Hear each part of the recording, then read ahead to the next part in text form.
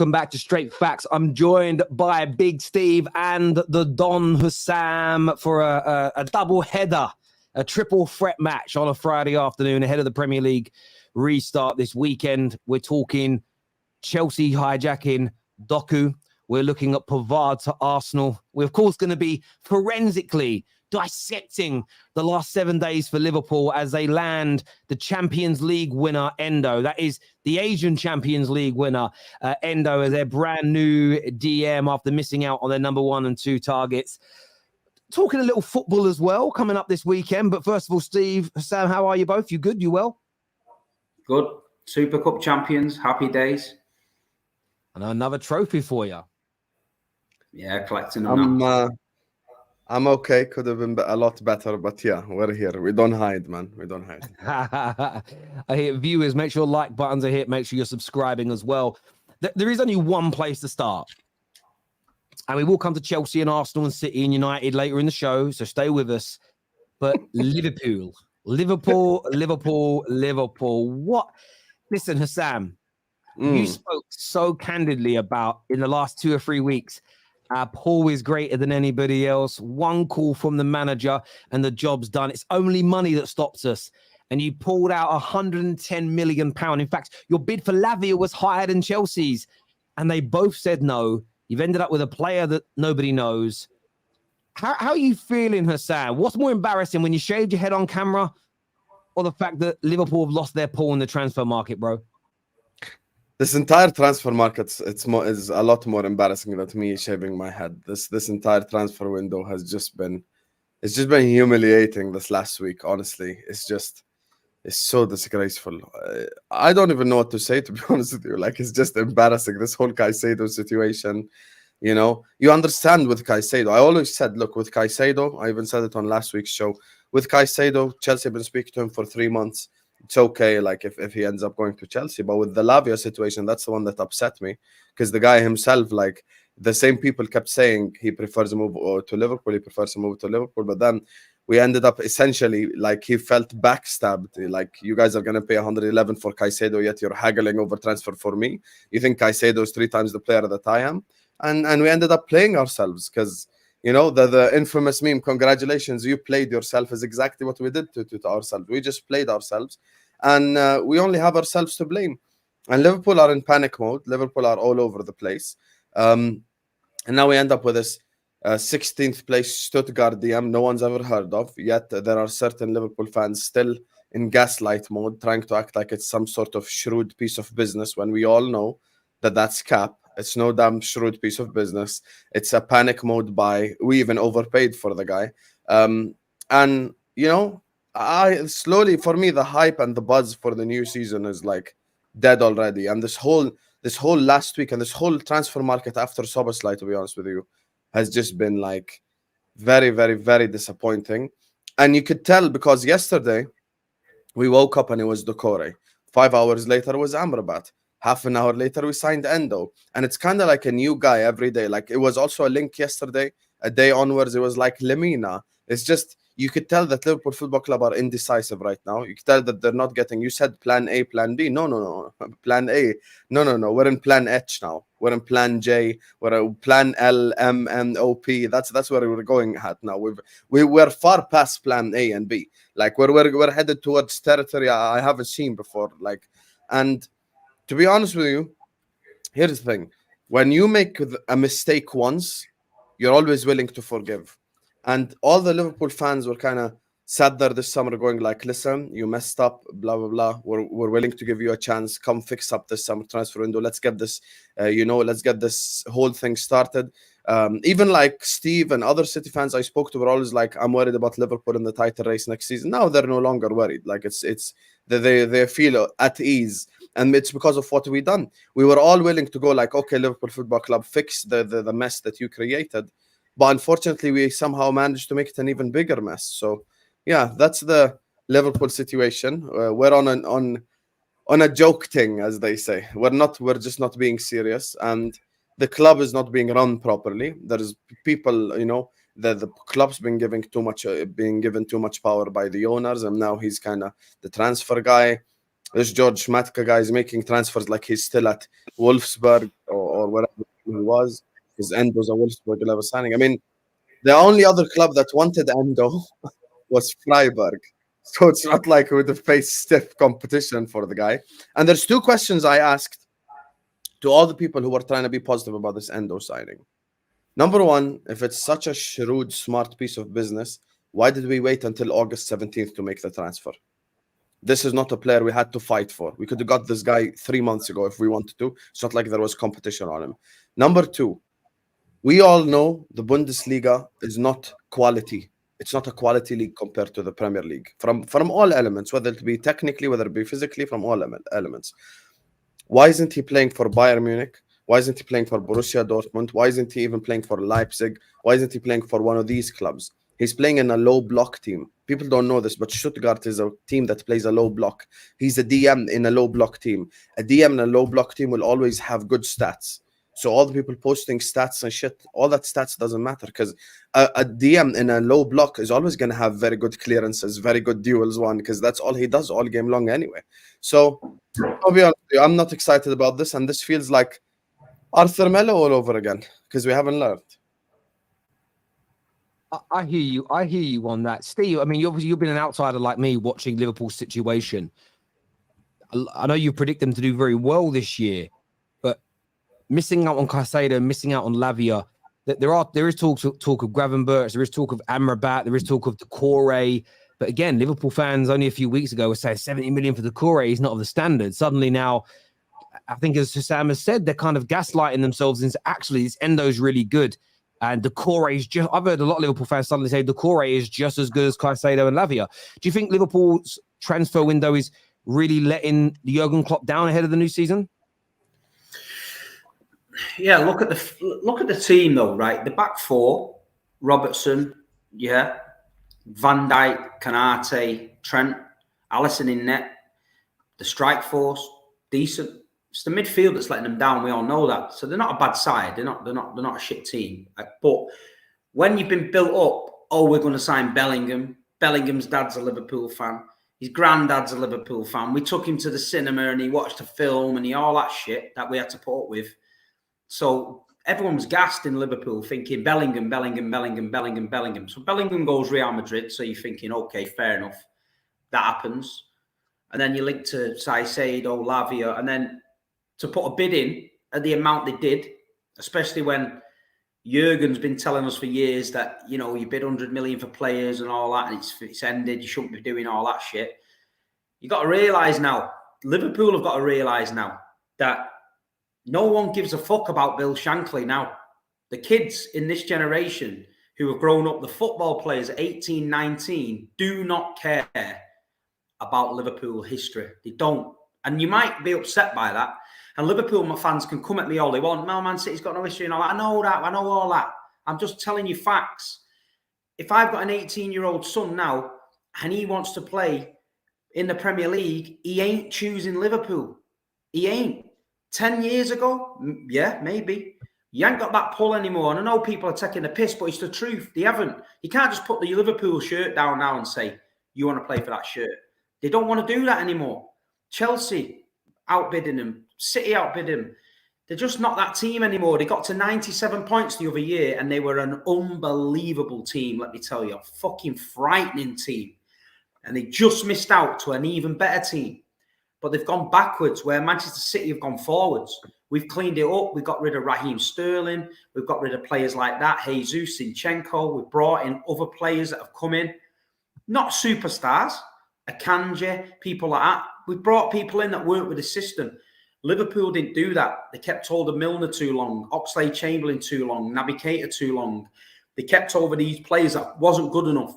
And then now they've been forced into a market that is fucking so high and ridiculous that on the budgets that they're working to, they can't do it.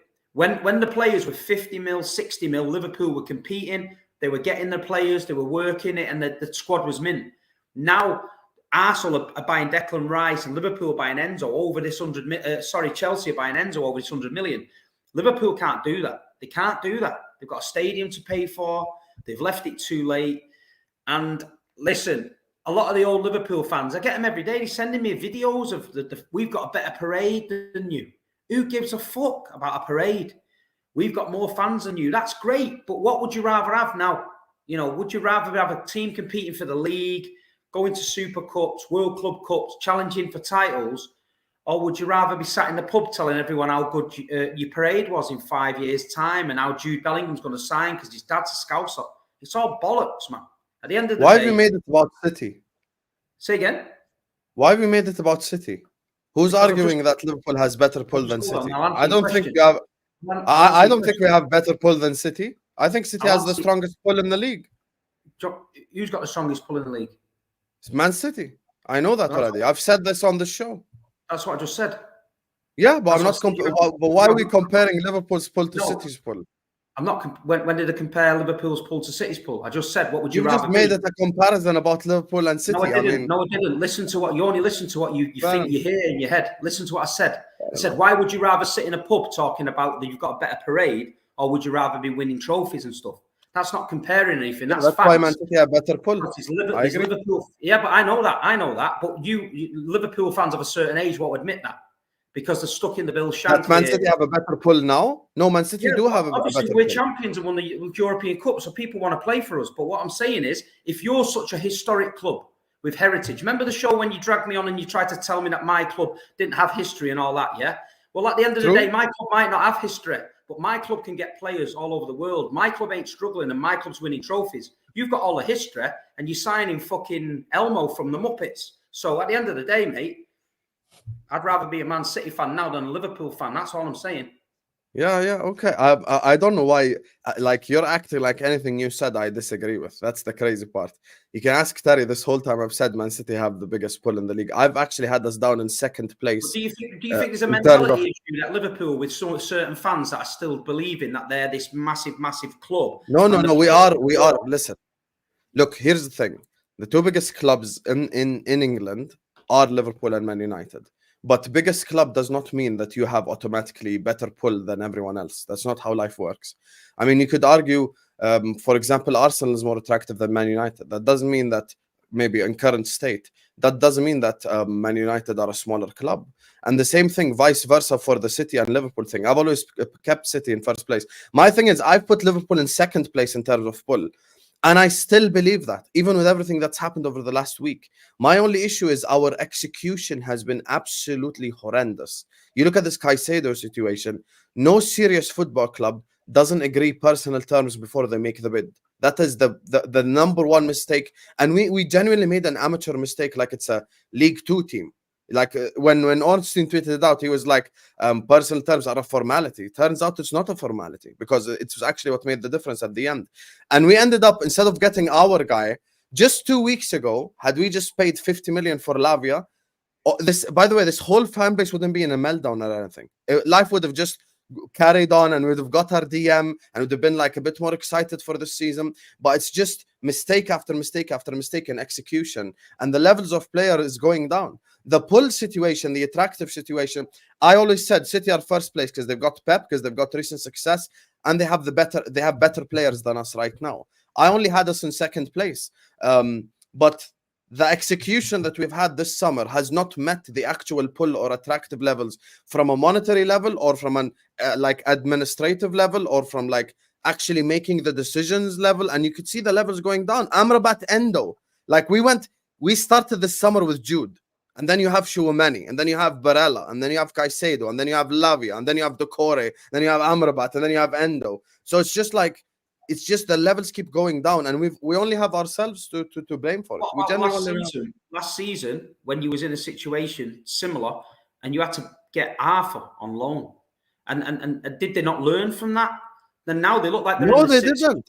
They look like they're in the same situation. The window's ending in 2 weeks, and Liverpool are in the shit in the middle of the park. And people now know you've got 115 million because you've fucking shown it to everyone. So people are now going to... I get with you. Whoever's running the show there has dropped a massive bollock. And the Liverpool fans need to call that out. You can't sit back. Yeah. This is what I'm not having a go at you and a lot of the younger Liverpool fans because you're getting it. The older ones, their answer to everything is, we're a bigger club than you. So what? But what I'm saying is, Go out and call your owners out or your director of football because you've made yourself look a twat and you're going to get played. Man United got played in the transfer market a lot of times over the years with Alexis Sanchez and things like that. But now you look at Man United and the way they're doing it now with under Ten Hag, and I don't think you're going to get that. I don't think they're going to get played like that. But it's bad when you're showing everyone how much money you've got and then you get rejected and then now you're in no man's land. That's all I'm saying. But the older Liverpool fans, they're so deluded, they won't call that out. It's all about, yeah, well, we're still bigger than you. We're still Liverpool. We're still this. But what I'm saying is I'm looking at Liverpool and I'm thinking they're not getting any better. You know, from that season when they were up there, they seem to be gradually getting worse. But I don't know where they go from here.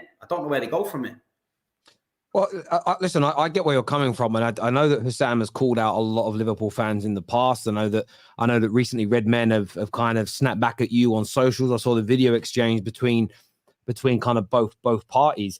What again? Do you think it helps Klopp, Husam, when I'm seeing Liverpool fans, as you say, you mentioned it already, kind of talking about the stats of Endo and how it really works out? I'm still not seeing the kind of top red diehard matchgoers looks frustrated about this situation. And the Paul argument is one thing. I think we've got an answer, you know, who's got the best Paul at the minute out of you in Chelsea. I think Chelsea have. I think they're a more attractive project to a lot of these young players than Liverpool are. Historically amazing. But if you feel your owners, and some people even think your manager, are taking you backwards, that's going to impact your ability to sign players. Because if everything you're saying is right and FSG are not going to change, but they look at a Chelsea, they look at an Arsenal, they look at a City whose owners have got, whether Chelsea have executed it properly yet or not, their owners have got the ambition to try and be the best club in England. Newcastle have as well. That's going to make you fall behind the pecking order. As you got, look, Liverpool was still the second biggest team in England when you went 30 years without a Prem. But when you weren't acting like a big club, you did not, very rarely did you sign the stars that other top teams in England during those, you know, during Blackburn's pomp, when Newcastle were challenging, Arsenal, United, Chelsea, City. Most of those teams signed top players over you. Of course, you got the Suarez's. You signed Fernando Torres's as an example. You did sign some top players. I'm not saying you got nobody, but it was the other clubs that pretty much got the stars. Are you worried that's going to now start happening again if FSG and Klopp stay? Am I worried it's happening? It's happening in front of our very own eyes as we speak. It's happening. Like, it's just this whole Endo situation. It's proof that it's happening. And for me, look, Klopp. I said if this was a jail term, FSGN would go in for life and Klopp would do 3 years. Like, when I say Klopp is responsible as well, I'm not saying they're the same levels of responsibility, because by definition, Klopp can't give himself power. Someone has got to give Jurgen Klopp power. And that all roads point back to the ownership group, the entire sporting director situation. If I'm John W. Henry, I sit down right now with Jurgen Klopp and I go like, you are going to be my head coach. You're not going to be making transfer decisions. And I get a serious sporting director and I get them to work together so we can get ultimate results, like the likes of Mo Salah, like the likes of Sadio Mane, like the likes of players like that. The reason why I'm upset and frustrated is I genuinely still believe, as things stand, 18th of August 2023, we're actually 2 serious signings away from being able to compete and win the league. We just need a DM and a centre back. It's not that difficult. The worst part is the Liverpool fans that come on the terrace, or just like if you got a 30 random Liverpool fans, they would have actually given you a better transfer window than what the club's currently executing. And a random guy from Jordan called Husam can't have better ideas for the football club than the football club itself. And the execution as well was a lot easier. You've spoken on you've mentioned Ugarte before. 3 months ago, I had a little moan about the Ugarte situation. And of course, we get the usual typical robotic shit. The transfer window hasn't closed yet. There's still 2 months, blah, blah, blah, blah. We were all excited after Szoboszlai because we got McAllister, Szoboszlai kind of in quick succession type thing. And we were sat there going like, okay, we've bought 2 8s now. Are we going to like continue going in a higher level? I remember as well when the Kim Min-jae stuff happened, I was like, we should have gotten Kim Min-jae. There were so many opportunities this summer transfer window. Goncalo Inacio just signed an extension at Sporting. Before the extension, his release clause was 40 million. It was a release clause waiting there for anyone to just come and activate that release clause. With Jurgen Klopp and the fan base and this entire gaslighting situation, we need to stop acting like Endo is Gattuso. That is what everyone just needs to stop acting like, because you're all gonna end up being even more disappointed than you are right now, because you're gonna have to set a high expectation on the player. When it comes to Endo, even if I'm trying to be positive about the situation, he's probably like the Japanese version of James Milner, a versatile player that can play multiple different positions, not really unbelievable at anything, and can just do everything at a good level. And that's it. Let's not sit up here and pretend that this is a player that would go to Real Madrid or Man City or Bayern or any of the good clubs that we're trying to get to the level of. That's the thing. So we're not trying to sign them players now. And when we had the world by the balls, and you had Kylian Mbappe doing interviews talking about Liverpool Football Club, we ended up signing the likes of Sepp van der Berg and Harvey Elliott and Adrian. And these are that's the difference. That's why when I always say that the statements that I make are ambition and strength when you're at the top, people keep laughing and say, we signed Harvey Elliott, Sepp van der Berg, and we won the league the year after. Yeah, and we're still paying for the transfer window now. Because had we just gotten an actual good player then, and a good player the summer after, and a good player the summer after, and a good player the summer after, we wouldn't be in this position. But the problem is we wanted to do this entire rebuild in one summer, which in reality, let's be real, in reality doesn't exist. And even when we went to the idea of doing the rebuild in one summer, we didn't execute it properly. The targets were there. The targets was clear. This was a market ready for people to just put the money on the table, get your players, and even the Caicedo situation. If we knew Caicedo was a solution all along, why didn't we do this shit 3 months ago? Why did we wait until August 10th, 20 days before the transfer window ends, to even like try for Caicedo? Every man and his dog knew that Caicedo was up for sale. It's not like a secret. Everyone knew Caicedo was gonna leave Brighton. De Zerbi himself said, behave, Rams, man. De Zerbi himself said that Caicedo and McAllister are leaving. So we knew all along. So this is my problem, man. It's just we're not being serious at all. People are still trying to do this whole positive thing, like we're that club. We're not that club anymore. That's the reality. And this is giving me shades of Arthur Melo. And here we are again. I hear you on that. Gravenberch is linked. Is he good? Is he good? Again, last year everyone's raving about him. The next top midfielder. Now I'm hearing a lot of people say he's a bit meaty. He's a little bit overrated. He's only worth 20 million. Why would Bayern sell him if he's any good? What's your take on? Because both Man United and Liverpool have reportedly inquired about him. Thoughts on that, boys? Gravenberch. Can you go, Steve? Because like I don't want to rant, please. Well, he had a big reputation, didn't he? He was a good young player at Ajax. He's gone to Bayern. It's not worked out for him. But like I say, I don't know. Is he just a cheaper alternative? Is he going to do a job? He can't afford to just have players that are going to do a job. You know, City's brought in Kovacic, right, for 25 mil. And a lot of City fans, the younger ones, are going mad, going, why are we signing Kovacic? But I tell you what, he just looks like he's played there forever. You know what I mean? He's come in. Calvin Phillips came 50 million, double the price, and he can't get a game. Do you know what I mean? I even seen Calvin Phillips in the Manchester Evening News today linked with Liverpool. So, I mean, would that be an option? You know, could he have a new lease of life at Liverpool? Can he play there? I mean, I think Calvin Phillips is not a bad player. He just can't play that Rodri role on his own there. He plays for England with Declan Rice. He's a great player.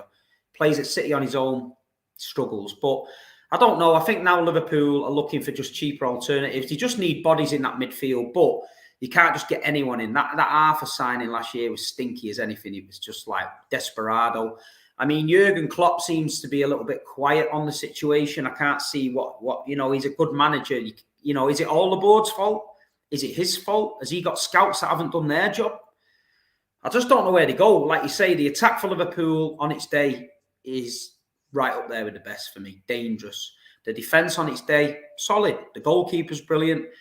I think Liverpool, Anfield, all that, they've got loads going for him. I just think this midfield and the squad depth underneath the first 11 is not quite as good as where it needs to be. But it's been happening over a period of time, and nobody seems to have been able to step in and say, hold on a minute, look at the fucking squad.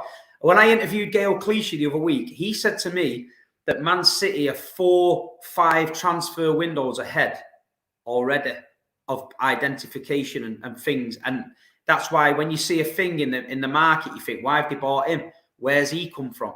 And it's to replace somebody that's ticking and going to go out the door. And I just think at Liverpool are just lacking that. I don't think it's a Klopp problem.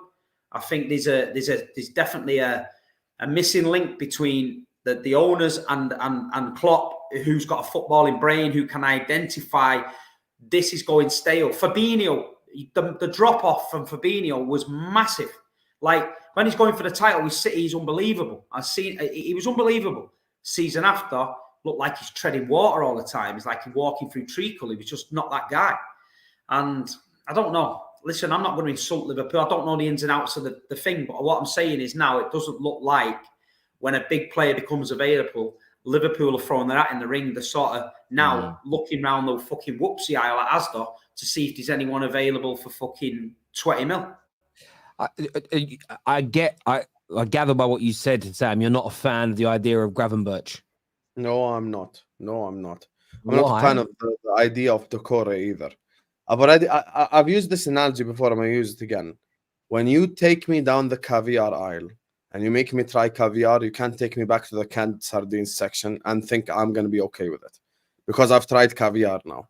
You give me Caicedo. I was clipped up singing we're going to win the league. That's how excited and hyped I got when the Caicedo thing happened. I was like, Caicedo, McAllister and Szoboszlai, that's a fucking midfield right there.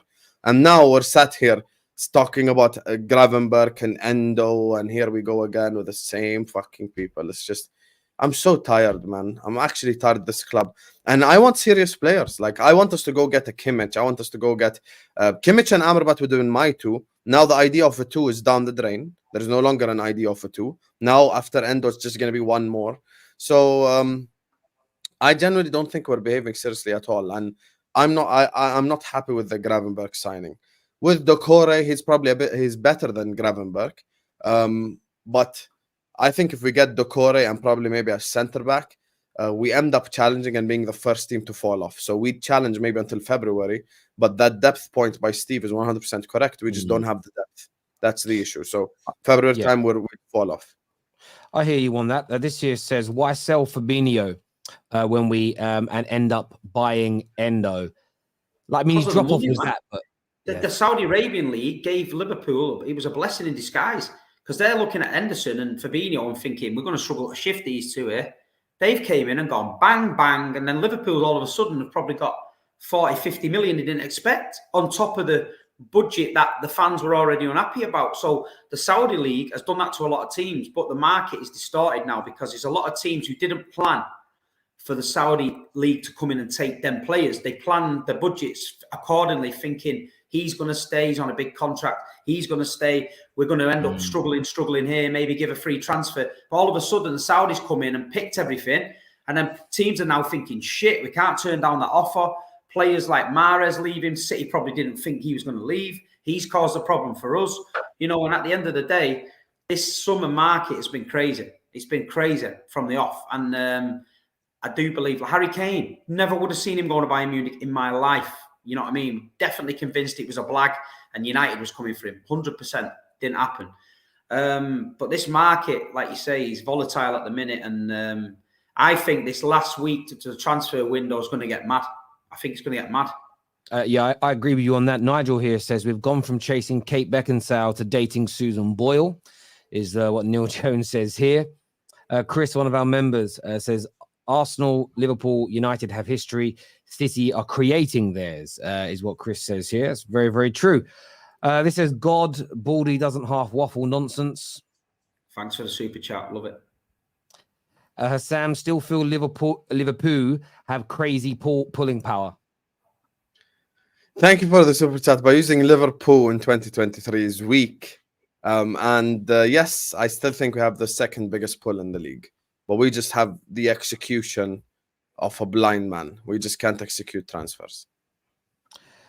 Sonny here says Liverpool will be lucky to make the top 6, is what he believes.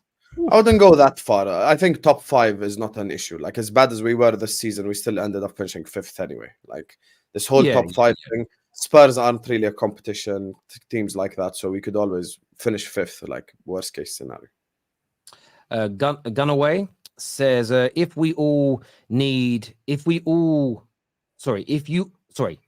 done. All you need to challenge. All you need to challenge is 2 players, Sam. Swing past the Emirates. We're open for business, especially if Klopp is calling. Buy one, get one free. Yeah, we've got a few available as well. McTominay, Donny. You can have 2 for the price of 1 there, and we'll throw in Quality DM, quality centre back, quality, not random guys. Better than Endo and better than your backup. So yeah, get it done. I'm only messing. This here says people saying Chelsea are paying more salary compared to other teams is nonsense. The reason we didn't sign Ugarte is because we didn't want to pay him the salary that PSG are, and it is true. Chelsea are not offering higher salaries than most other clubs. They're just offering longer contracts than anybody else. Security. Yeah, and it's that isn't the only reason. I think people are genuinely attracted to go and play for what Chelsea are trying to achieve. I think that it's a combination of things all the time, really. And on Chelsea, but why people are acting like people are actually going to Chelsea for actual footballing reasons? That's what I don't understand. You don't Chelsea think, finished 12. Hang on. You don't think sacked 4 managers in 2 years. Pochettino ain't really like an unbelievable manager like that. People are like, the Chelsea fans are so triggered by the idea that so many people keep saying, okay, like maybe they're choosing Chelsea for monetary causes or for other reasons. Like, why are we sat here acting like this is Chelsea under Mourinho or Chelsea under Ancelotti? It's not. So you don't think any of this? So you don't think? Sorry, Sam. You don't think any of their signings in the past, this summer, let's say this summer, you don't think any of any of them are coming there for footballing reasons to try and win major trophies? You think it's money? No, fuck no. Who's going in there for footballing reasons? Which player who signed for Chelsea is going in there for footballing reasons? Can we be honest? Because the reason why people tell me Liverpool's pull, people keep saying we finished 5th, right? Okay, so Chelsea finished 12th. So using their logic, by definition, they're supposed to be a club that people don't want to go to. So this is the thing, like, can we stop acting like people are choosing Chelsea Football Club for football reasons? Pochettino is a good manager. He's not unbelievable or anything. Like, Pochettino is just a good manager, right? Their football club currently, it's not in the most stable state. They're trying to get to the stability levels. And they haven't really, with Pochettino, maybe the whole winning situation ain't really there. So for me, I'm just not believing this whole Chelsea, like people are going there for football reasons. Who the fuck else was in there for Disasi? Who was in there for Gusto? Who was in there for Nkunku? These are players that it was just Chelsea who wanted. With the Caicedo situation, fair enough, but Caicedo has just signed a 9-year contract. He's secured his entire footballing career, essentially. And the Lavia situation, we all know what happened there. The Belgian journalist himself kept tweeting the guy prefers a move to Liverpool, but we just didn't execute the move properly. So, yeah, this whole thing, like, people need to stop acting like Chelsea people are going there for footballing reasons. Like, we all know the reasons why they're going there. But you do know that Chelsea, I mean, City may have overtaken them slightly now. I haven't done the maths. But in the last 20 years of English football, they are the most successful club. All these young players, so the Nkunkus, the Gustos, when they were growing up as kids, City have done it more latterly.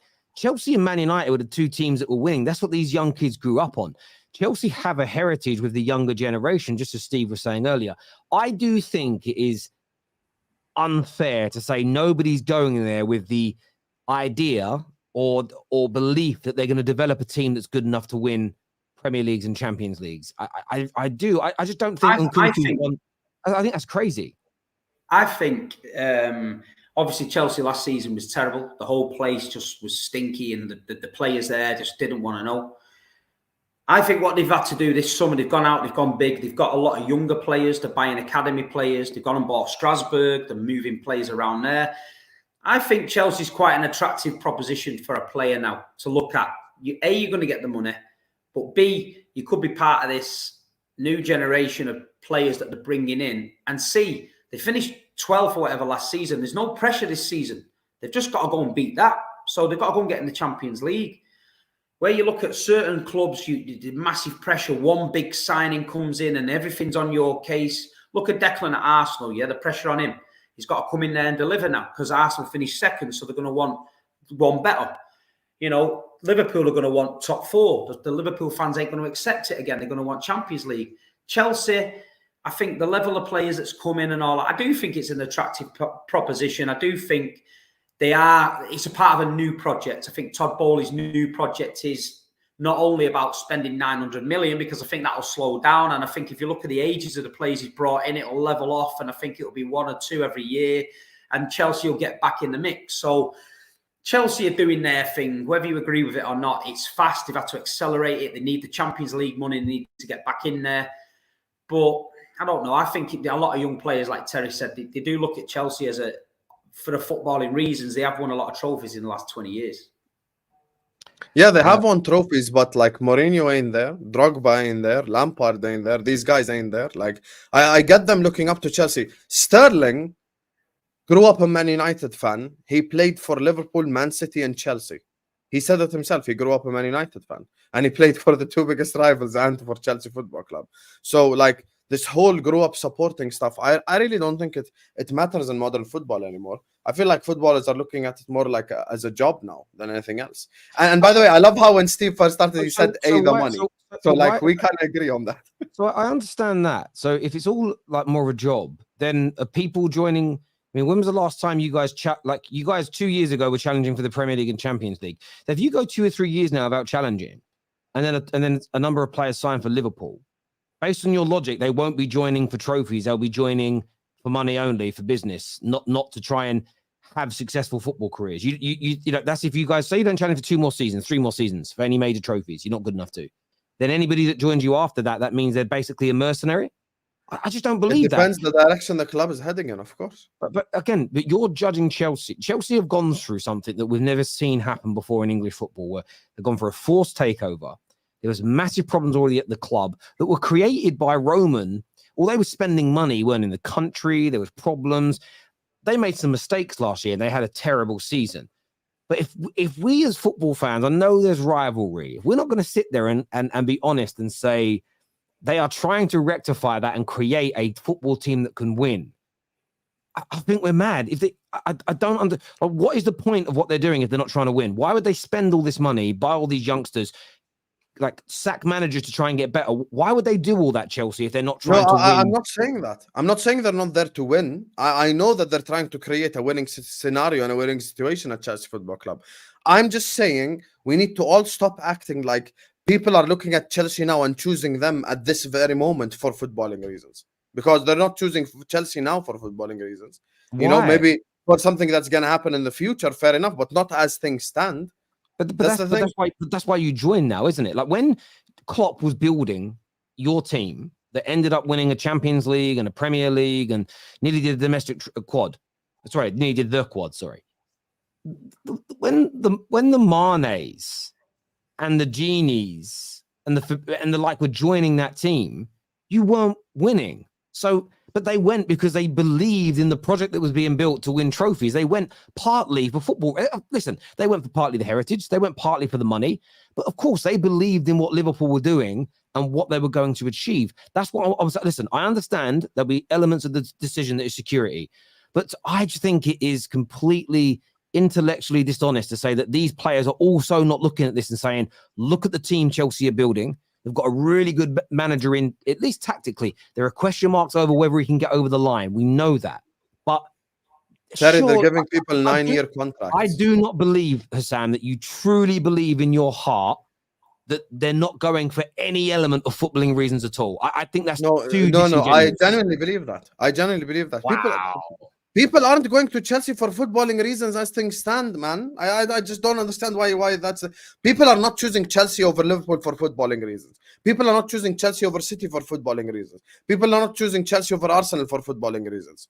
The other clubs, then after that, you can argue. Fair enough. Man United, you can make an argument. I'd still edge United over them. But you're giving me heartburn. No.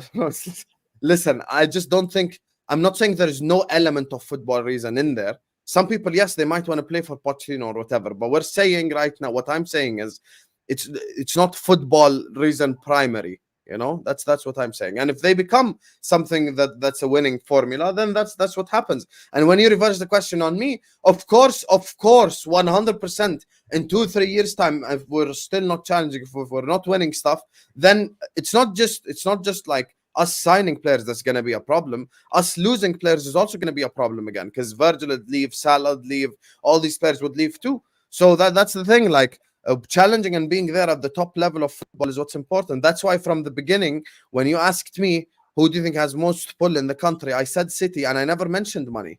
I never spoke on money. I said the manager, the I success, and understand the that, player. but not all footballers are motivated by the same thing. And there's weird comments like this. So Terry believes Caicedo was watching Chelsea when he was 1 year old in 2004. No, but I believe he could have been. I believe he could have been watching them when he was 9 years old, lifting a Champions League. Because I remember football from when I was 9. I believe he was a teenager when they won their last Champions League. So yeah, no one's claiming he was watching football at 1 year old. But as he grew up, Caicedo's experience of a young man watching football, Man United and Chelsea were the best 2 teams in England. And that shapes how you feel about certain clubs. The generation before him grew up, Man United were the dominant force in the back end of Liverpool. In London, there's a lot of people between about 34 and 45 that support Liverpool because they were the dominant team at that point. There was barely, listen, I grew up in London, there was barely any Chelsea fans around because they didn't do much. That's changed now. Like my boys do football. When I was a kid, you did not see a City shirt on anyone. Buying one kid, actually, and he was from Manchester, and he moved down. Now, I'd say 20% of the shirts of all the kids running around are City shirts because they're more popular. So, come on, it definitely happens in that. Speaking in that of way. Manchester United, Caicedo said he preferred Man United and he's a Man United fan. He also So said how's that he at Chelsea now, if that matters? because we didn't go. Because again, it matters to a degree, but we didn't go in for him. We didn't go in. But Rasmus Højlund grew up a Manchester United fan. We went in for him, and he's like, "Yes, I want to do this." It's all about. Listen, I don't think it's one thing that motivates a player per se. Generally in life, there's a key motivator for everybody. Some people are motivated by money, status, security, whatever it may be. But it's multiple factors, and I think that they look at yes, the money, yes, the contract length, but they look at the squad status, the style of football, who the manager is going to be. They weigh up multiple elements. What direction is the club going in? What good things am I hearing? Sometimes it's how did they make me feel? You know, did they give me the respect I deserve? Did they make me feel loved? Did they make me feel like Jesse Lingard did an interview why he went Nottingham Forest instead of West Ham? He said West Ham just didn't make him feel like they really cared. It was sort of like, yeah, we'll just do a deal quick, no negotiations, bang, sign it. And he said he felt kind of like it wasn't a big thing. Yet Forest came in and made him feel like a superstar. And that was only a 1 year deal versus a 5 year deal. So it was less money. But he signed for Forest. And Lingard might be a rarity and nobody else would think like that. I don't think it's as easy to say. I don't know how many players Chelsea have signed now, probably about 18 to 20 players in the last year.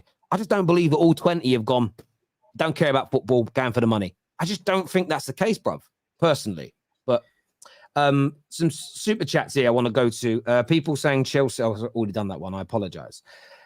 Excuses because Liverpool got scalped by Chelsea is what Plaza Fam says here. Anthony says youngsters move to Chelsea because they dream of playing for Strasbourg. That's actually quite funny. I like that. The assault against Chelsea, ha ha ha. Is Endo going for footy reasons? Why are you also acting like Klopp is the same as he was 3 years ago? Klopp isn't that guy anymore. Klopp is still that guy. It's not just about Klopp, man. It's just had nothing to do with Klopp. It's the execution of the transfer window in general. We've already given you the correct answers, the context. You want to make blanket statements? Up to you. Listen, okay, Klopp's not that guy anymore. What happened? Terry, pull up Lavia's quote on joining Chelsea. I will say this. Whoever signed, what players say when they join is normally sunshine and rainbows. Other than, I think, Robinho, when he said, I didn't know there was 2 clubs in Manchester, I think. But that was old school City. That was old school back in the day. If you believe that, you must have been on fucking spice. If I'm on a private jet with my agent going to sign a big contract in another country, I definitely know where I'm going. Do you know, I liken it to this story. There was a very wealthy man in the Middle East. When London Bridge was replaced with a new bridge, he bought it. He bought the old one. And it's currently sitting in a desert in the Middle East. I did read somewhere that things don't rot in the desert, but don't quote me on that. Sitting in a desert. Because he thought he was buying Tower Bridge. You know, the beautiful Tower Bridge, but it was London Bridge. He bought the wrong bridge. I heard that's what happened with Robinho. He thought he was going United. He turned up and had to wear blue, but there we go. You're doing well now. He made a good move, though, didn't he? If he'd have stayed with you, like you'd have won nothing. You know what I mean? Well, at least he can say he played for Manchester City Football Club. So, yeah, fair play to him. What's that word at the beginning there, Sam? I can't read that. What? Habibti. Habibi, hey, dumbass, Habibi, I'm a guy, not a girl. Habibi, the I thought it might be realization has Arabic, hit and you I didn't hard. want to butcher it. Is what Yes. Hayes says here. Dan Walter says, so Sam can't seem to handle the fact that the Chelsea project is more attractive than Liverpool. It's not. They see the ambition of the owners and Poch and the lack of ambition at Liverpool. Ambition of the owners is the only strong argument that Chelsea fans have. And Dan, I actually want to congratulate you for being the first Chelsea fan to make a valid argument in the comment section in 40 minutes of the show, because that is the strongest argument you have, that the owners are showing a lot more ambition, which I would completely agree with you if that's your argument. But the rest of the stuff that I've always mentioned across the last month are all true. And if we just executed like we're supposed to, the Caicedo thing, called up Caicedo, do you want to come to Liverpool? He would have said no. We would have saved ourselves the embarrassment, signed Lavia, and life would have carried on. So, yeah. The thing is, though, he did want to join Liverpool, but he just wanted to join Chelsea more. Like, that's the thing. And if Chelsea hadn't got a deal agreed, he'd have gone to Liverpool. So I don't think it was a case of he didn't want Liverpool at all. I think you did agree. Listen, players agree personal terms in multiple clubs, but he just wanted Chelsea more. Oh, we didn't agree personal terms, though. But you did. You agreed personal terms in principle, because what he said was, I will join you, but I would prefer to go Chelsea. If Chelsea if Chelsea said we're not bidding over 100 million and they walked away, Caicedo would be playing for you now. That's like, honestly, I think we muddy the waters as fans. Like, players are not, again, sometimes when you sign a player, oh, he only wanted us. Every now and then that's true. Most of the time, these players will go where it's best for their career. But if the club they want to go to doesn't sign them, they're not just going to see. He wasn't going to stay at Brighton. That's my take. No, I know he wasn't going to stay at Brighton because he really wanted to leave Brighton. I agree with you on that. But I'm just saying, like, look, it is what it is. We fucked it up regardless. In the past 11 years, only 3 English clubs have won the Champions League. That's true. City, Chelsea, and Paul. Chelsea are the most attractive club in London from an Arsenal fan, is what Krishna says. Hay says, lost both players to a gutter club like Chelsea, back to reverting to blaming SFG. Arsenal, Chelsea, and even Man United have better pull, is what Hay says here. Thank you, Hay. Listening to Klopp's press conference. I do not believe he will add before the end of the window. He was speaking about Thiago and Bajcetic as if they were new players. If you sign nobody else now, Husam, is that disaster settings? Of course, disaster. It's more than disaster. It's an embarrassment. It's worse than disaster. I'm not English isn't my first language. English isn't my first language, so I don't know a word worse than disaster, but it's worse than disaster. Abomination. This whole thing is going down the drain. This whole thing is going down the drain if we just sign Endo and call it a day. Oh, we're fucked beyond belief. Mate. Yeah, Fubar. That's what you are. Fubar. That's what it'll be. We can confirm that Husam is chatting nonsense with salt emojis. Yeah, that is coming from the International Association of Fact Checkers. Fact checkers. Brilliant Great super name, chat. I love that. More the same, please. The tired 20-year-old excuses for when a player picks Chelsea over other clubs, money over football, when my team loses players to Chelsea, is what Plaster Fam says. Low going to Chelsea for football reasons, half are going out on loan or the bench. No sustainability, even with the new hierarchy. Ask Potter how that went. That's from Trumper Lion. Lee Gunner on Football Terrace said Klopp has no pull. He did. Yeah, Lee Gunner said no. The Lee Gunner one. Lee Gunner just loves to chat shit about Liverpool for no reason. And it's just Lee Gunner, man. You need to do better. You need to do better. Focus on the real. Together. They done a show together yet, Lee Gunner? No, I think we should have them debate this because he says he's turning into Wenger. Yeah, next. Yeah, that's a weak argument too. Viewers, let us know in the comment section if you want to see Lee and the Dom Husam together debating Liverpool. Let us know right now. Hey, just like I destroyed Steve, I'd destroy Lee as well. Fucking hell. I tell you what, there's only you in the bedroom army that thought you destroyed me. That anyone with half a brain realised that you got your head fried off. That was a good video, Steve. That was a great video. Baba here says, why pick Chelsea? This is what Romeo Lavia said. He went, my feelings is that the project, the ambition, and the history were key factors. These 3 factors were my decision. You know, even Terry has already answered your point. Everyone who's going to bring me any quote from when a player signs for a football club, we don't care. Luis Suarez said he used Liverpool in PlayStation. Of course he's lying. Like, we need to sit up here and actually know when players sign for a football club. Lavia's not going to come out and say, by the way, guys, I would have preferred the move to Liverpool, but I'm here in it. Like, that's not what he's going to say. Like, that's not what he's going to say. Come on, man. Of course he's going to say stuff like this. Come on. Oh, my God. Easy here says, everyone is obsessed with Liverpool as per. Love it. Hated, adored, never ignored. Don't use fucking ass. Don't use my saying, bro. Don't. That's how much of a. You just exposed yourself. You've exposed. You used to be a United fan and you forgot. You forgot. Sam has exposed himself as a Man United fan. KJ. That was a plot twist you didn't expect. You know when people forget to sign out of their main Twitter account and they reply to themselves? That's what you just did. You signed. I hate United too much. This wouldn't run on anyone. You know, in Manchester, though, we killed that quote. You know, hated, adored till Gundogan scored. That's what we say in Manchester now. You know what I mean? After the FA Cup final, so they don't use that anymore. Well, we haven't got to worry. It's only 7. It's only 7 if you're saying it, so nobody really hears it, Steve. It's all right, mate. You heard it, mate. You heard it. You heard it at the back of the net in 12 seconds. All them bucket hat pats behind the net with your Glazer free bucket hats on. Come back when you got 20, bruv. Come back when you got 20. Bro, your club won the Premier League after 30 years. That's true. That's just a fact. Chelsea over Liverpool is mainly cash. Liverpool better project. Simple is what Luis Mensa has got to say here. Blaze is back with us and says, Husam, opinion on Liverpool being objectively a much more attractive project than Chelsea are all truths because Hussam's opinions can never be incorrect. No facts too. Is what he yes, says, Blaze, 100% my opinions can never be incorrect. That's why I'm on straight facts. So, you know, I'm so glad you caught on to that point. Some of the mid-table teams got stronger, like Villa. That's why I said Liverpool might finish 6th. Look at Brighton.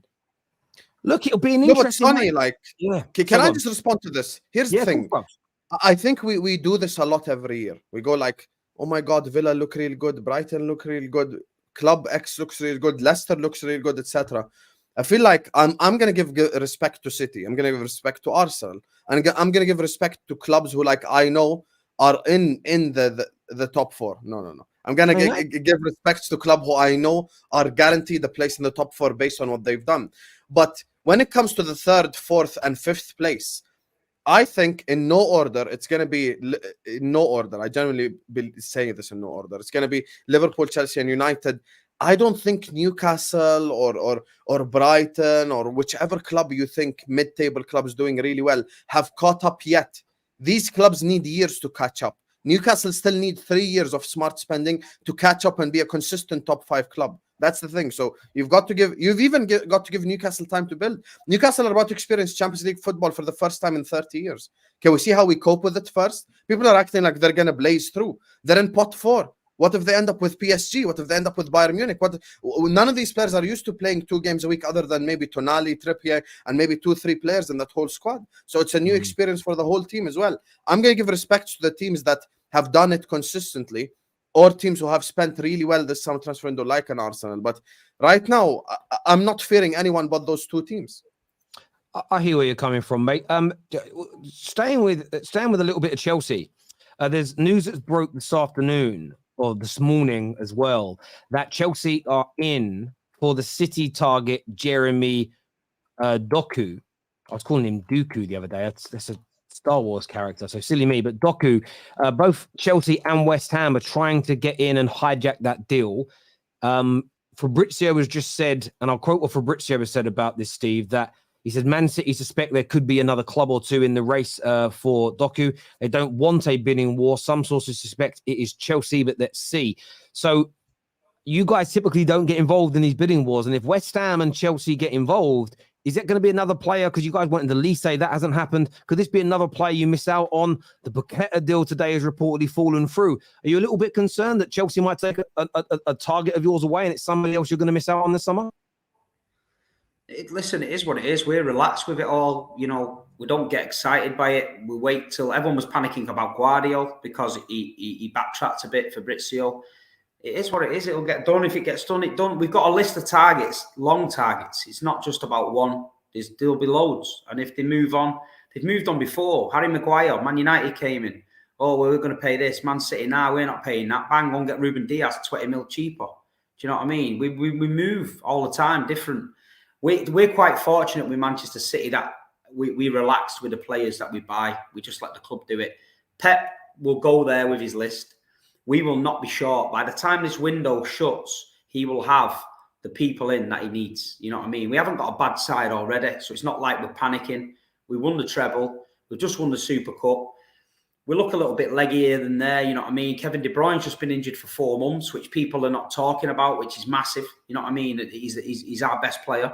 He's injured for 4 months. We need some creativity in there. The way we play is a fine balance, you know what I mean? We need somebody in there who can link up with Big Earl, because last 2 games, 3 games, he scored 2 goals. He's probably touched the ball fucking 5 times. But that's just the way it is. But no, I think City will be all right.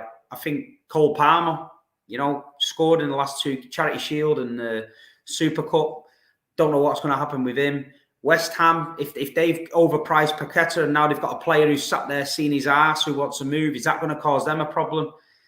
I think some of these clubs might be getting thrown in there to make City make a reaction, but we never do that. If it's too high, we walk away. If it's too dear the wages, we walk away. That's what we set at. That's what we value it at. And I'm sure that City will get whoever they want to get near the end of the season. But if we don't get that target, we move on to the next target. They've got some young kid from Boca Juniors that they're going to buy, a left back, but they're keeping him at Boca. He'll probably be a City group signing, I think, where he'll end up Girona or somewhere. But other than that, I think if they get Paqueta and Doku, we would have been set. But, you know, the market's volatile. It's mad. Liverpool's missed out on a player. They might come in first. They might want somebody in there. You know, if West Ham, like you say, Tottenham, I got heard, were linked with Doku. So it's a mad market. But I mean, I'm relaxed with it. I'm relaxed. Well, if City are going to miss out, for instance, we'll come back to Doku and Chelsea in a minute, Chelsea fans, so stay with us. If Paqueta's now not going to City, Husam, you've got £110 million. Should you not move in for him? Fuck no, we should move in for him because he ain't worth that much money. I think West Ham are taking the piss here, with the whole situation. Like they are asking for too much money. Like we all know City got money, but like let's behave here. I think that they want too much money. And I don't think Paqueta is that level of a player where he commands that fee, to be honest with you. I think he's he's a solid player, you know, very good Premier League player. Plays for Brazil as well, which is a positive, but he ain't that guy. So I wouldn't go in for Paqueta. We have 110 million lying around. If I were to spend it on players, I'd probably say someone like Kimmich, someone of that caliber, you know, who said he's unhappy at Bayern. So you could get him out of there, but I'm definitely not going in for Paqueta because he don't help our situation one bit currently. He helps City's situation because they have Rodri. We need someone like Rodri. So yeah, that's the difference between us. Wrong profile. Yeah, it's interesting to see. The reason for it collapsing is very interesting indeed. Again, I don't even know if it's money. The way it's not reading like money. It's kind of reading like something.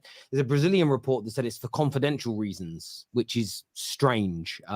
Maybe something's about to come out that nobody knows about. I don't know, but it's an interesting one. But Doku to Chelsea.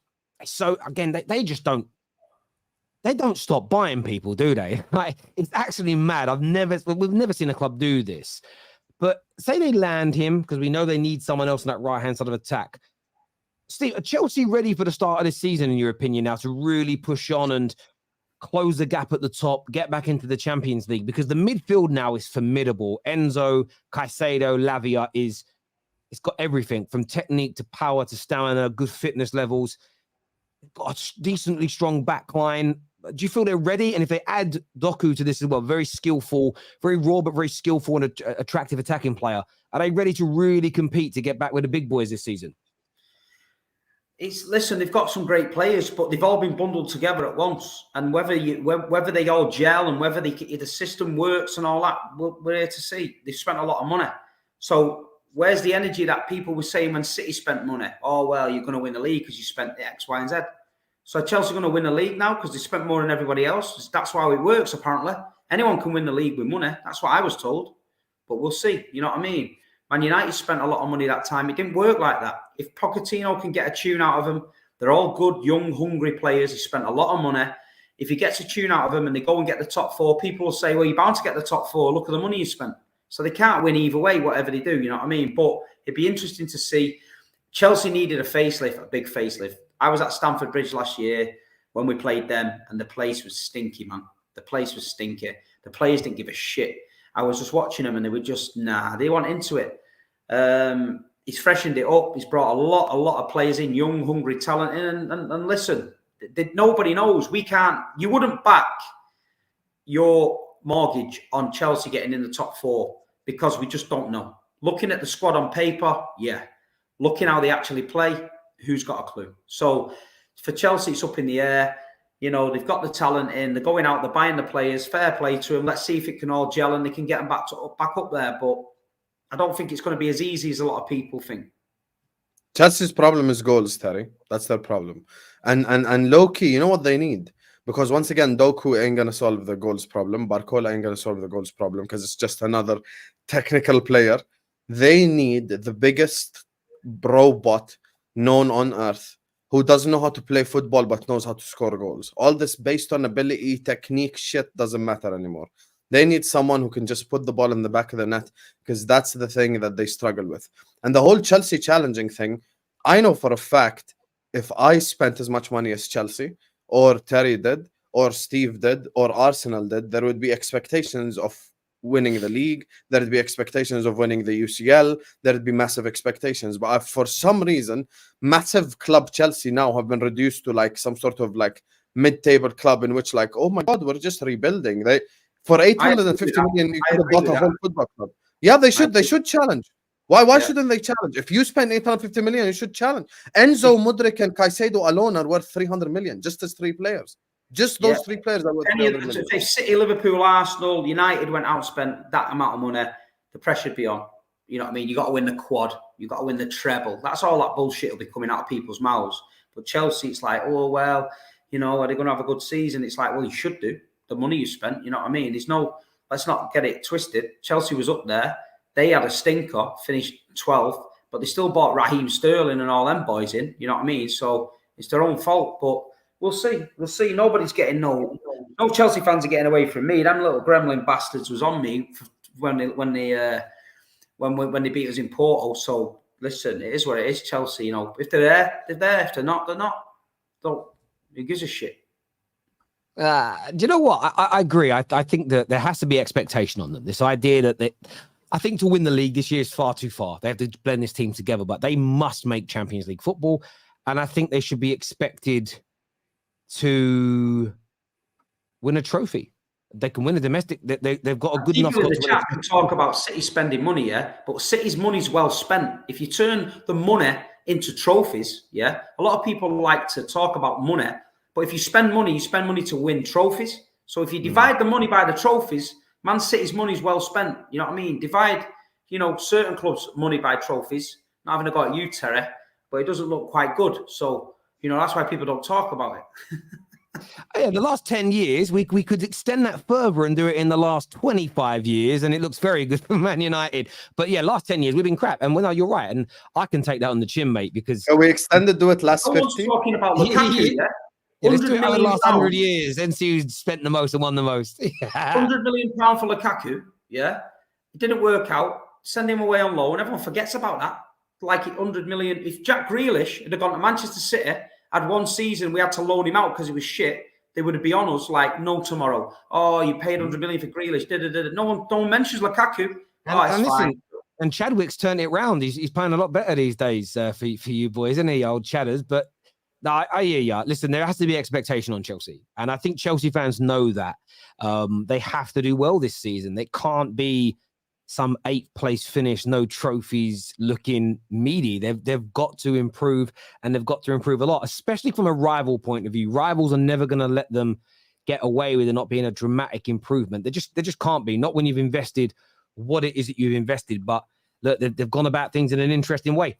This here says, by your logic, when Salah joined Liverpool, what were the footballing reasons? Klopp was unproven in the Prem. Liverpool hadn't won the league in 28 years. Salah wasn't that guy before Klopp came in. He was good, but he wasn't that good. We the only world class player we signed while Klopp was there was Thiago Alcantara, and you could argue Alisson, to be fair, those two, because Alisson was probably top 5 in the world at his position, I'd say maybe at the time. But other than that, we signed players with a lot to prove, which is different than players that we're talking about. Terry, did you see the whole latest Greenwood situation? The Athletic have basically broken down United's cleanup for it. I haven't read the Saeed for PM, love it. I haven't read their article today. I've seen some snippets from it, and I will. I gave my opinions on the Greenwood situation on Wednesday when the news broke that I don't want him back at Manchester United. I'm disappointed by, I know the decision's not been announced. I'm going to give my full thoughts on it when I hear what Man United and he have to say. I'm going to keep my powder dry until that point because I don't know what's going to be said. So I might have more to add to it. I might have something to take away. But yeah, I'm very, very, in the last 10 to 15 years, there's been a few incidents in football. This Greenwood one is one of them. And I'm condemning it because I have to be consistent. I condemned Chelsea when they stood by John Terry. I condemned Liverpool when they stood by Luis Suarez. I condemned a number of football teams where it came out they'd covered up child abuse for so many years. So I'd be a hypocrite to not call out my club and to not hold them accountable for things that I think are wrong. This is a decision that I don't want to see at the football club. Unless something comes out in this investigation that changes my mind dramatically, which, let me add, before someone clips me up, I do not believe we will get. My opinion isn't going to change. It's disappointing. It's wrong. And I'll speak about it more when the official announcement is made, LJ, but thank you. Lol, for Chelsea, it depends on Poch stay here. If Poch stays, listen, if Poch does well, it will change things dramatically. Be interesting around January to see what happens with Gundo and Mahrez started to step up. With them gone, could be detrimental to City's title push. That's from the final third. No, it's right. Listen, these City fans worrying about that. Speaking out in Greece the other day, people were saying that, I don't think we've got quite what we needed to get us in later on. But I don't know. I don't know what Pep's got up his sleeve. Last season, he changed it mid-season when he wasn't going well and we won the treble. So, you just got to trust the manager. That's why he's the best. But we can all speculate. But you lost some good players. It's about replacing them. Guardiola the other day, people think Guardiola's just going to come into that back line. It's going to be great. And it won't be. He won't have it easy. He's a young kid. He's different to playing there. He looked a little bit ropey the other night. He made some errors. His passing wasn't on point for their goal. Seville, he should have just, if that's Ruben Diaz heads him, Anaki, clean off and gets the ball. But he just sort of dillied and dallied. But he's a young kid. He's going to have time there, But City are a bit short, you know what I mean? I am expecting deals to be done this week. Anthony says, Paqueta deal off and Chelsea hijacking Doku. Steve, who would you want if you don't get them? Like I say, I don't know. We're linked to Olmo from Red Bull Leipzig. I literally don't know. Like I say, we've got a good enough side as it is. If we go into this season without another 2 players, I'd be a bit shocked. But we're not got a bad side, you know what I mean? On our day, we'll beat anyone without them. If footballing reasons take 30 years to win one Prem, I would also choose the money. That's a good super chat. Klopp hasn't been our manager for 30 years. 7 years. Sasko says, why is no one talking about the players about this player are on performance basis? They aren't earning crazy money. The owners made it clear from day one. It's true. That's what they will be judged on. Alex responds to what you said and said, Caicedo and Lavia don't have a lot to prove either. I mean, they do, but they've got a 9-year contract secure for the rest of their career. So they're good to go. These guys are getting paid till they're 28, 29, 30. Look at Harry Maguire as an example. Harry Maguire is like, nope, I'm going to sit happy on this 300k a week. I don't need to move to West Ham. So these guys, every transfer, by the way, let me just say whatever it is. Let me just say, don't add £110,000 a week on. We waste enough money as it is. let me just say something. Every transfer has a possibility of working out or failing. We don't know the future. Certain players could work out, certain players could fail. Now the problem is for Chelsea on these death row contracts. If these transfers do fail, then they can't force the player out the club because he could just sit there and go like, yep, run me my money every week and I'm good to go. Like there's nothing they could really do about it. That's the thing with signing these. Like there's long contracts, maybe for 4 or 5 years. That's fair enough. But signing players on a 9-year contract, 8-year contract, that's dangerous for Chelsea Football Club to begin with. Look at the Mudryk situation. If he plays at this level, maybe, or doesn't work out in these next year and a half, 2 years, then you've got to go like, shit, we have to sell Mudryk now. But Mudryk is on some good money, some good wages. So where are you gonna sell him to? Who's gonna afford to buy Mudryk out of his contract? So, it's just every transfer has a possibility of working out and not working out. And even on shorter term contracts, certain clubs struggle with it. So yeah, that's the thing. I hear where you're coming from, bro. Man City, Arsenal, Man United don't have brand new squads and a new coach. I don't know what that's in reference to, but you are correct in saying that, my man. Thank you. Speaking of Arsenal, they're linked today with a move for the Man United and Inter target Benjamin Pavard. What's your boy's opinion on him? Because all summer I've heard people say Pavard is not that good. Pavard is not a decent player. There's talk now of Arsenal trying to hijack Man United and Inter Milan, especially with Timber looking like he's going to miss the whole season. Would that be a good move for Arsenal, or should they just stick with what they've got and add more firepower up front? Because that's what a lot of their fans are asking for. I think, they do need more firepower up front. I do think that. I think they do need a striker, but the defence let them down late last year. You know what I mean? They were conceding goals to Brighton, Southampton, things like that at home. They were shipping them. They were getting the noses in front and then leaking like mad at the back. And then they were playing Rob Holding and Kiwior and that. And it just, when you're going into the last 10 games of the season with them two boys at the back, it's not looking good. Timber came in, looked really good. Charity Shield, can't lie. Thought he was a great player. Unfortunate injury for him, you know what I mean? We wish him well, but hopefully, I don't know, they might have to dip the toe back in the market and get some reinforcements. It's about cover. City, people don't realise, right? We was on the overlap, and fair play to Carragher, he called it out. He went, this is a myth that Manchester City have got this massive squad, yeah? Go and look at it. It's not a massive squad. He works with a small squad, but 4 or 5 of them can play in different positions, so it looks like we're covered all over. But he gets stretched near the end of the season.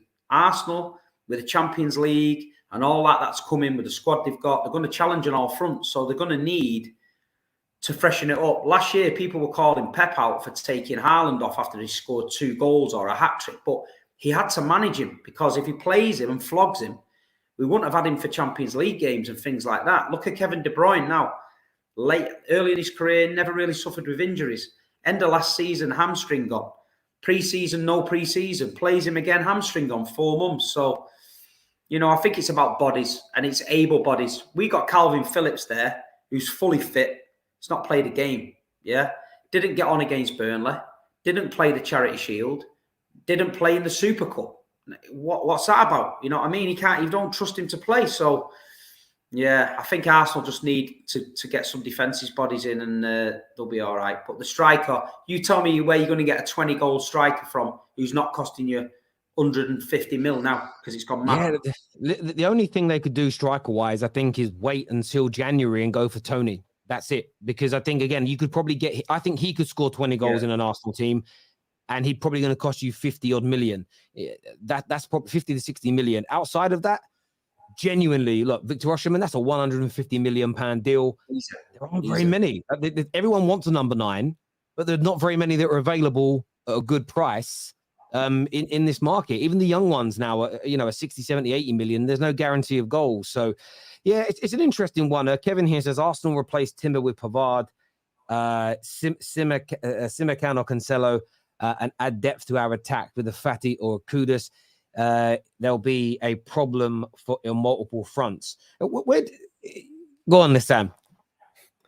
I mean, first of all, you shouldn't want City's second-hand players. You should have learned from it last season with Zinchenko and Jesus. You need players who are better than players who aren't good enough to stay at Man City to begin with.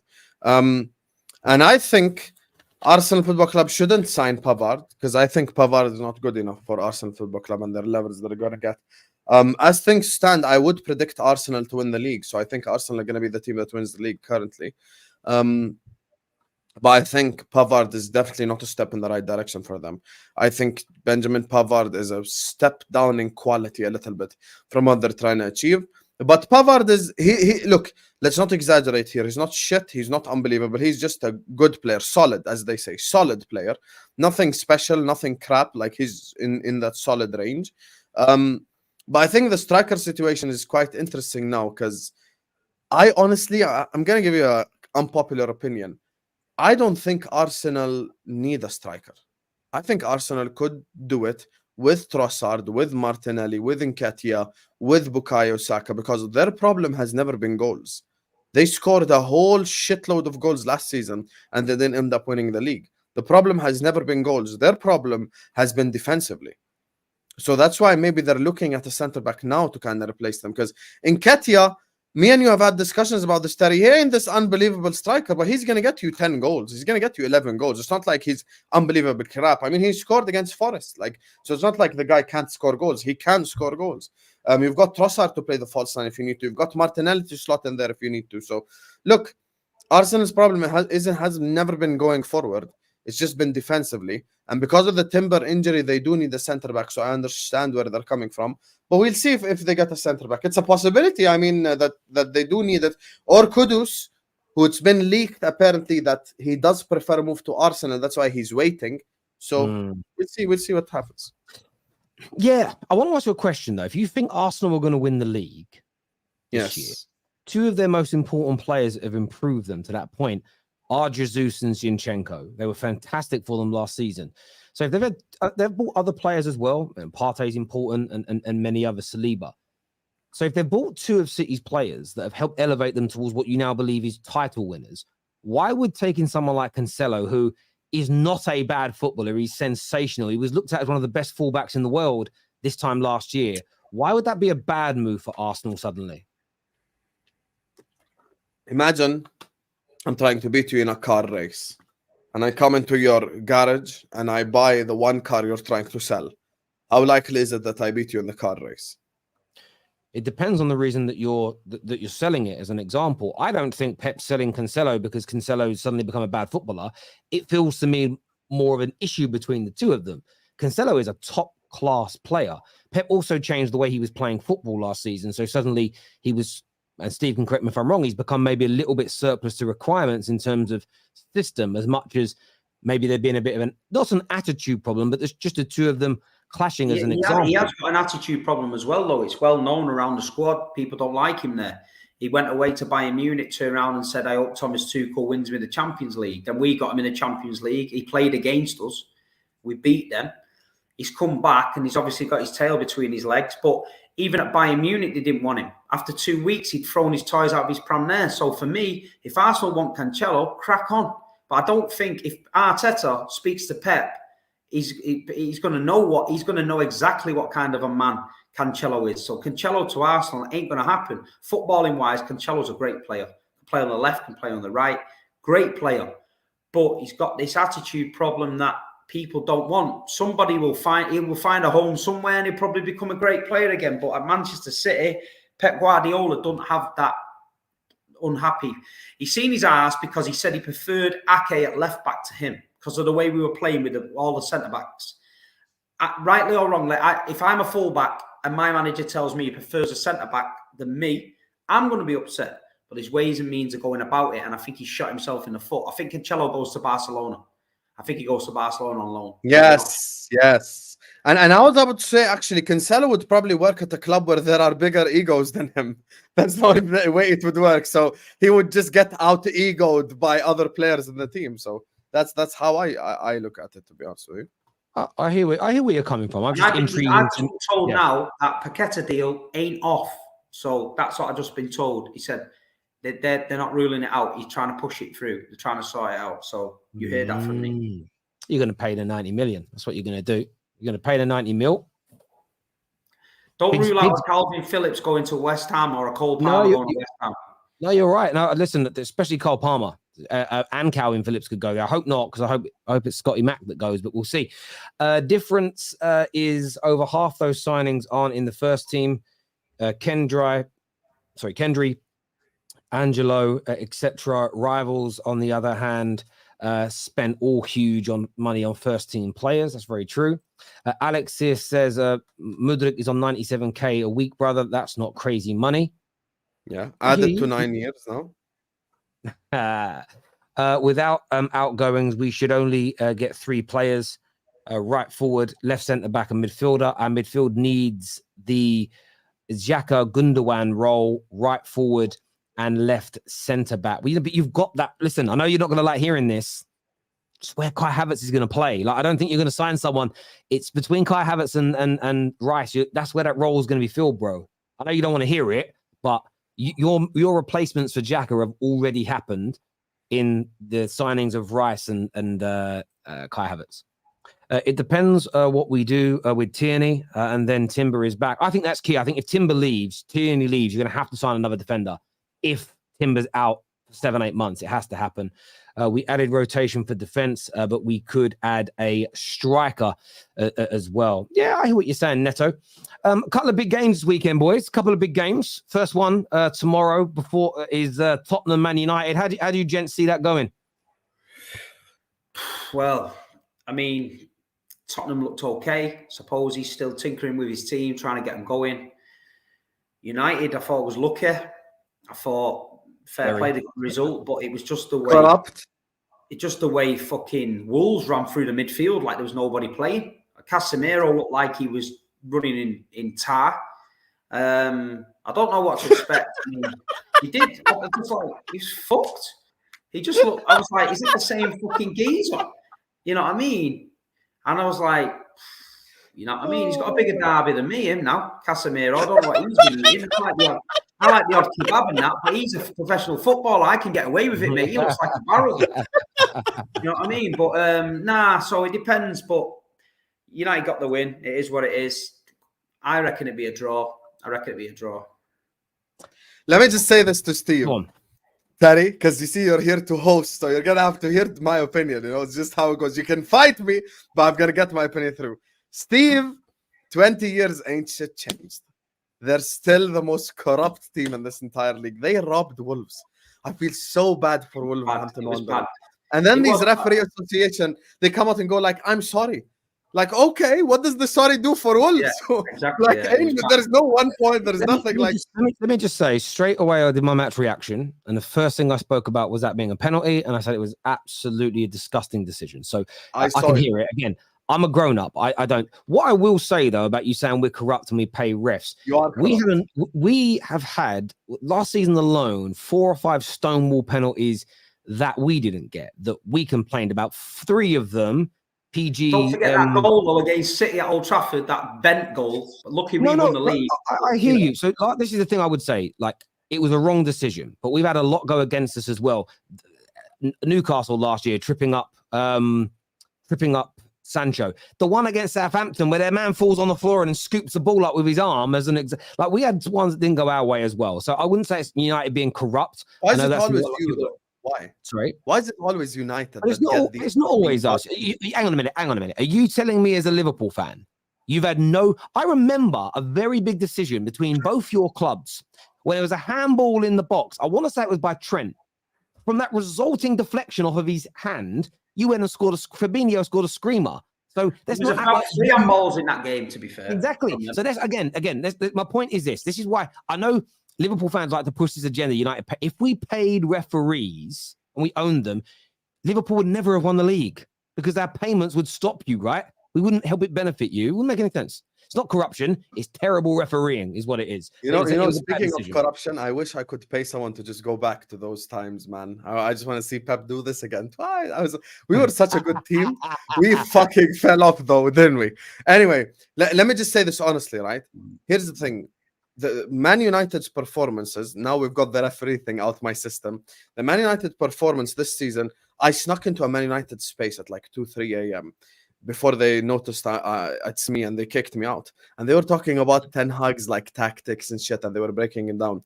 And I heard United fans themselves talk about like how tactically the guys got to improve.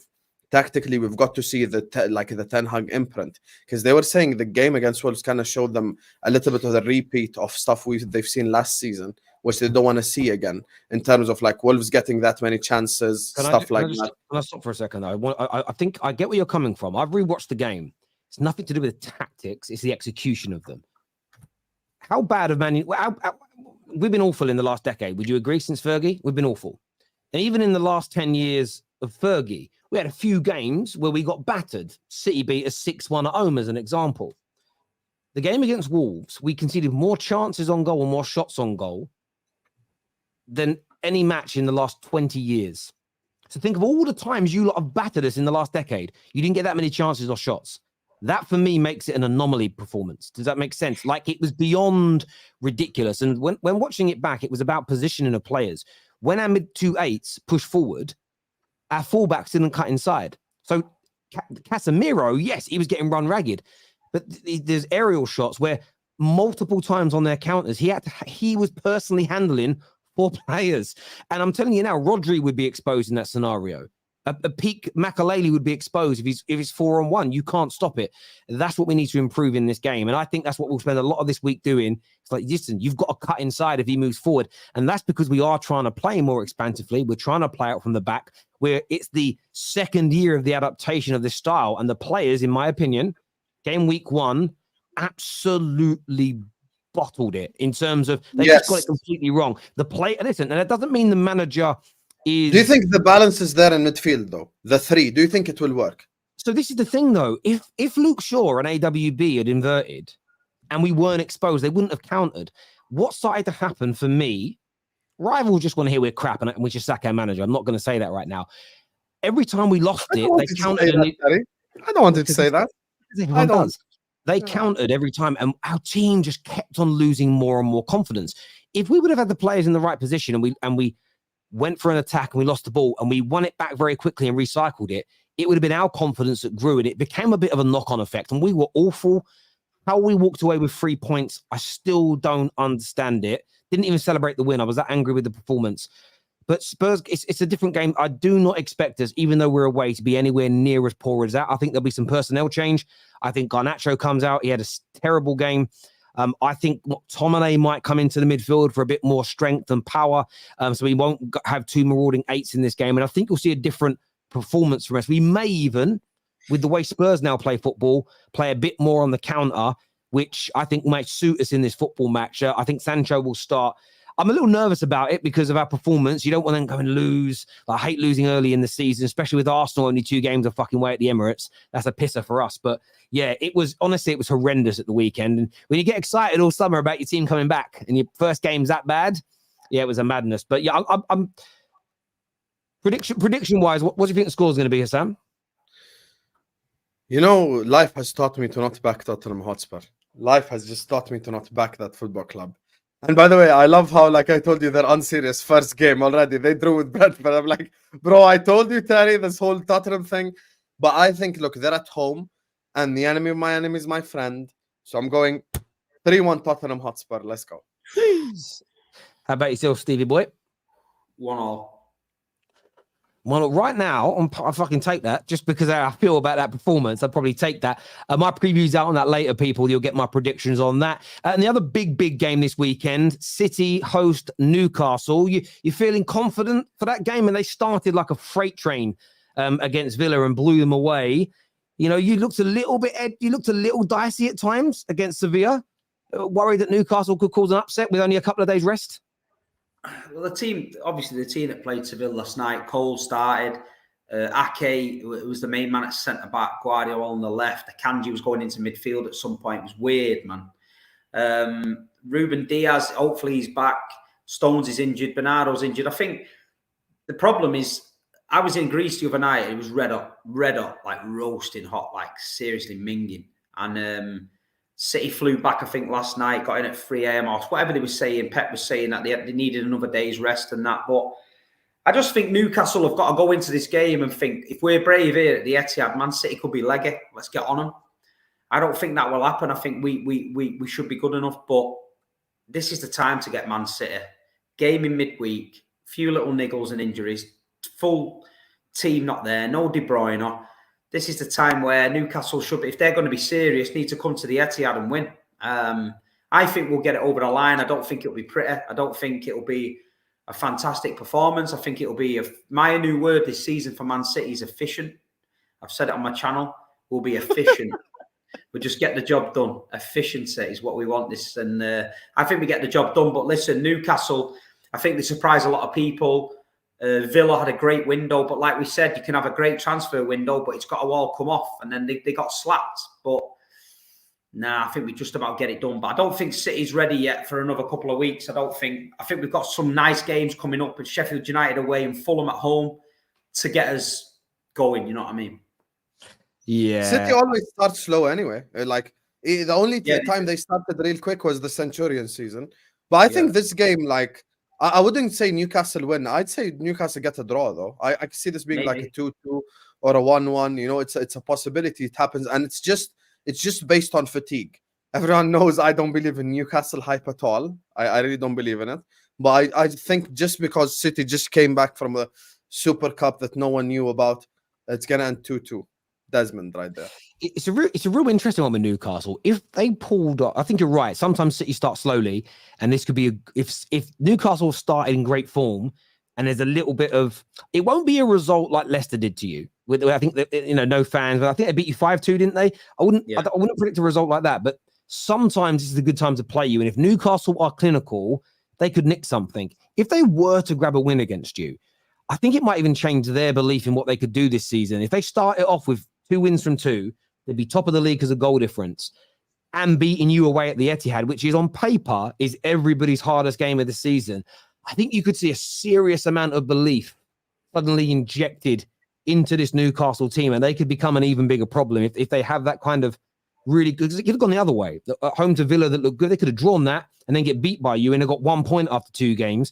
Where if they have a really good weekend and they walk away with 6 from 6, there's going to be a huge amount of confidence. But I'd love to see City lose, but I think you'll win. I'd go with a 2-1 win to you. I do think you'll win. As you say, efficiency is there, and keeping Haaland quiet is so bloody hard. And I know that unless it's a cup final seems to be, he's a bit of at the moment, he's very young. He's a bit of a Thierry Henry when it comes to finals. He sort of goes a little missing in finals, but in every other type of game, there isn't a goal scorer in the world like him. So keeping him quiet at the Etihad for 95, well, he's added on time now, fucking 100 odd plus minutes. 105 minutes. Yeah, keeping him quiet that whole time is almost impossible. Yeah, so I would go with a 2-1 win to City personally. I went for I'm going to go 1-0 City. What did you predict, Sam? 2-2 draw. Oh, you went for a Desmond. Oh, nice. Yes, Like it. Nice it. Desmond 2-2. Yeah, we like that one. Viewers, let us know what you think and feel. Please make sure like buttons are here and that you have subscribed and turned on the bell notifications for our streams. Boys, always a pleasure. I've got to show. I've got to go and visit my auntie who's very unwell in the hospital this evening. So I've got to shoot up to North London now and go and see her. But boys, thank you very much for coming on. My viewers, you know how much love and respect I have for you. So keep coming back. Lots of content over the weekend with match reactions and more to come. Until next time, everybody, look after yourselves. Take care. Goodbye. God bless. And we'll see you all again soon. Peace.